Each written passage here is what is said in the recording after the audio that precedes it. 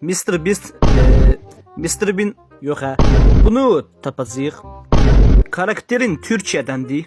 Gəlsə bilinci salacaqlar onun təpiyin altına. Karakterin doğrudan var. Eğer doğrudan belə bir şey varsa birbaşa verəcəm kitaylara. Belə Mr. P qovurması Karakterin bir heyvandır. Hə.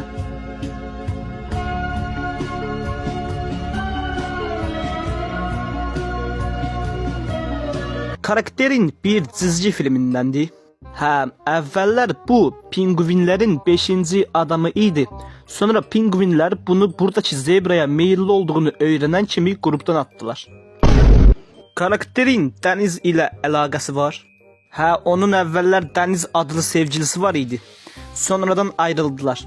Ayrılma səbəbi bu adam yayda hamı dənizə girə bilər deməsi idi. Karakterin bir oyundandı. YouTube'da görmüştüm. En məşhur mahnılarından birini oxuyurdu.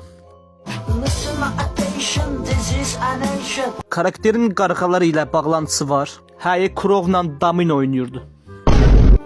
Mr. P tapıldı.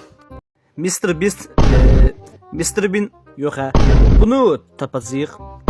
Karakterin Türkiyədəndir. Gəlsə bilinci salacaqlar onun təpiyin altına. Karakterin doğrudan var. Eğer doğrudan belə bir şey varsa birbaşa verəcəm kitaylara. Belə Mr. P qovurması Karakterin bir heyvandır. Hə.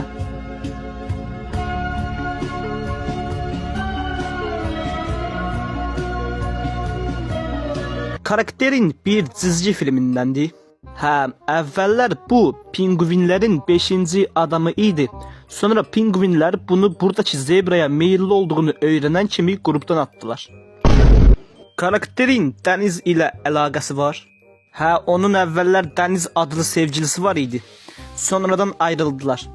Ayrılma səbəbi bu adam yayda hamı dənizə girə bilər deməsi idi. Karakterin bir oyundandı. YouTube'da görmüştüm. En məşhur mahnılarından birini oxuyurdu. Karakterin qarğaları ilə bağlantısı var. Hə, Krov'la Domino oynuyordu. Mr. P tapıldı.